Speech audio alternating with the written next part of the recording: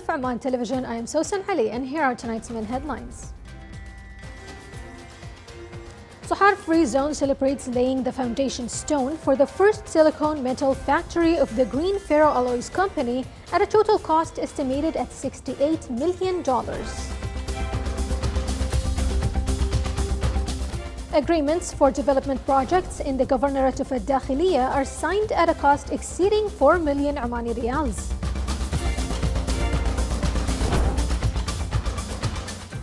And the Sultanate of Oman and Sri Lanka sign a memorandum of understanding in the field of agriculture.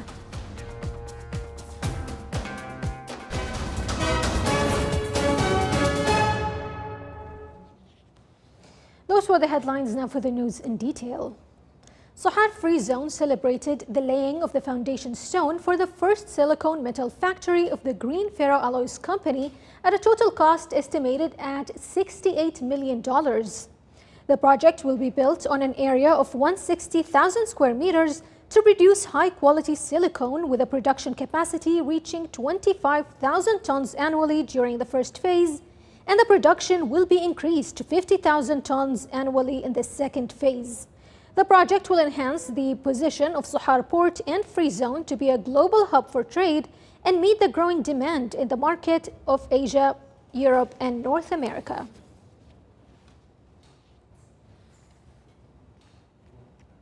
At a cost exceeding 4 million Omani riyals, 5 agreements were signed to implement a number of development projects in the Governorate of Al-Dakhiliya.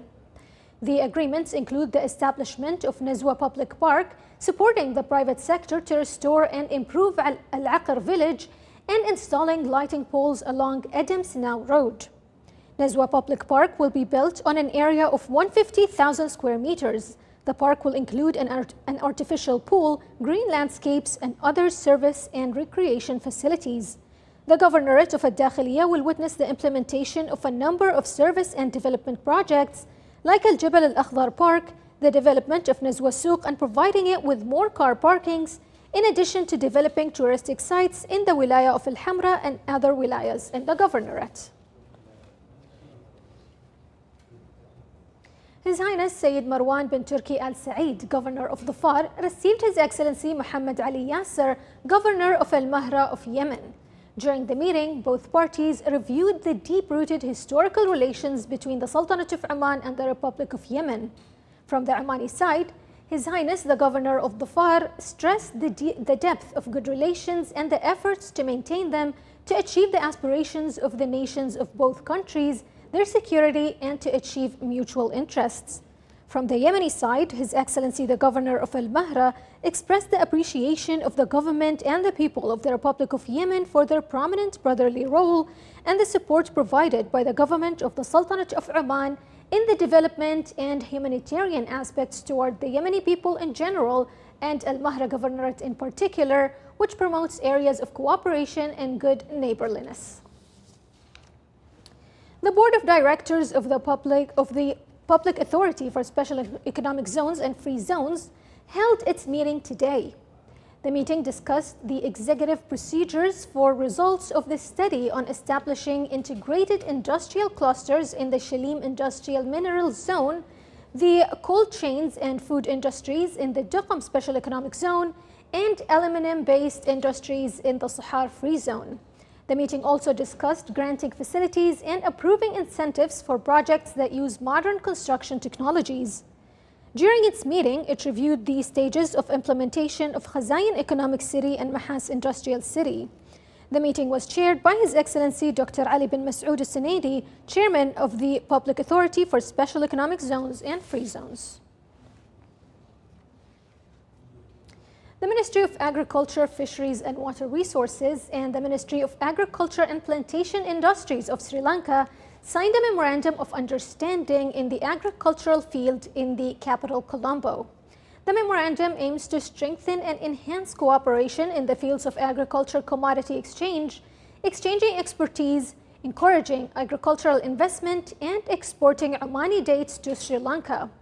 The agreement was signed from the Omani side by His Excellency Ahmed bin Ali Al-Rashdi, Ambassador of the Sultanate of Oman to the Democratic Socialist Republic of Sri Lanka, and from the Sri Lankan side, it was signed by His Excellency Mahinda Amarawira, Minister of Agriculture and Plantation Industries.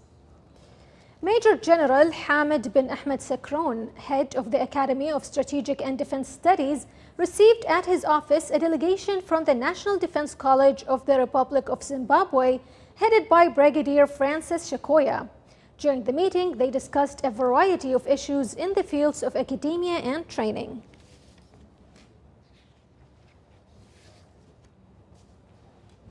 The National Defense College of the Republic of Zimbabwe, headed by Brigadier Francis Shakoya, visited the National Defense College at the Academy for Strategic and Defense Studies. The delegation was received by Rear Admiral Ali bin Abdullah Shiri, Commandant of the National Defense College.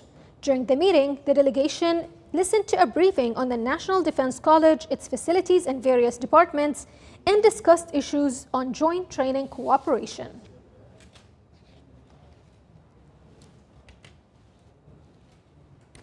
The military Hajj mission left the country heading to the Holy Land on board on a number of transport aircrafts of the Royal Air Force of Oman to perform this year's Hajj rituals. The mission, accompanied by administrative, medical, media, technical, and guidance teams, in order to serve the pilgrims who are members of the military Hajj mission and to facilitate their performance of the Hajj rituals. During the military farewell ceremony, the military Hajj mission expressed their appreciation for the level of readiness of the technical, media, and medical teams who are accompanying them, and thanked the government for making their Hajj experience more comfortable.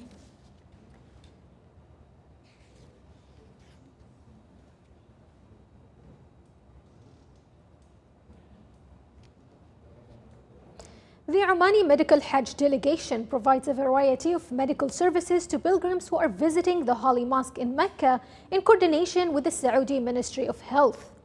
The Omani Shifa platform that offers information has integrated with Saudi hospitals as part of the Pilgrim Health Identity approved by the World Health Organization. Pilgrims from the Sultanate of Oman can benefit from services provided by the Omani Medical Hajj delegation to provide them with optimal and rapid diagnosis and treatment. The Omani Medical Hajj delegation has set up a clinic to deal with the most common types of illnesses during the Hajj season. The clinic is equipped with 13 medical beds, triage rooms, isolation rooms, and an emergency ward to respond swiftly to medical issues during the Hajj season. It's noteworthy that more than 14,000 pilgrims are expected to perform the sacred ritual of Hajj this year.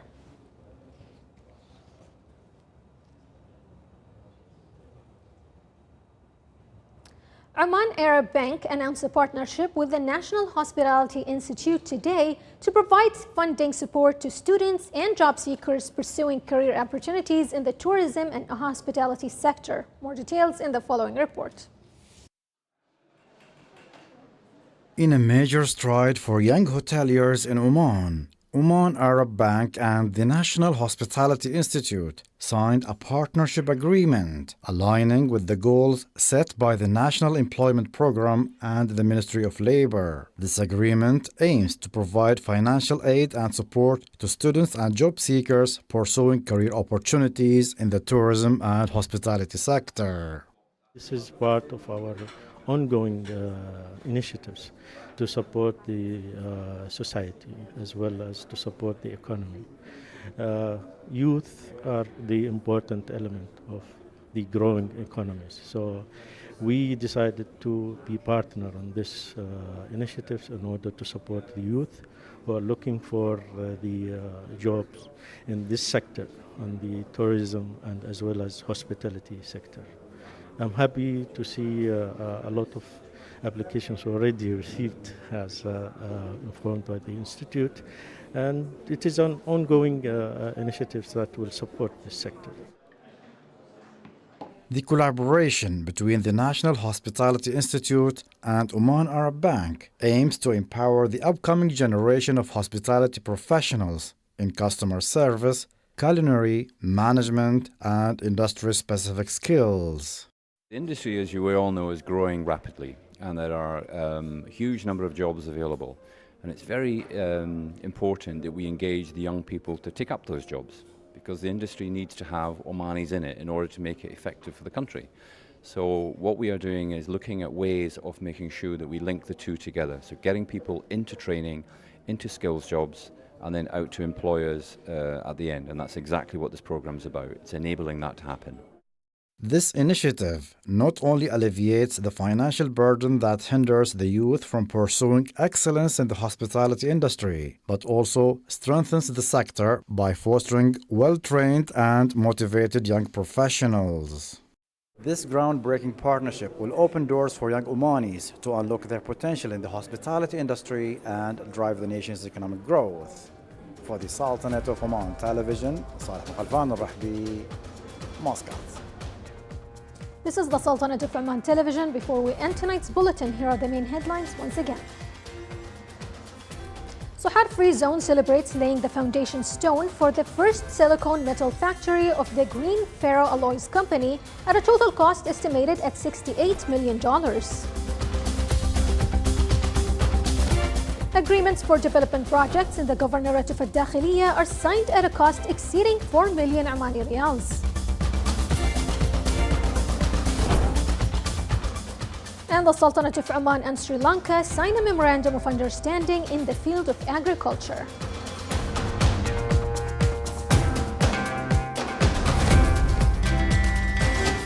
And with that, we wrap up tonight's bulletin. Thank you so much for watching, and until next time.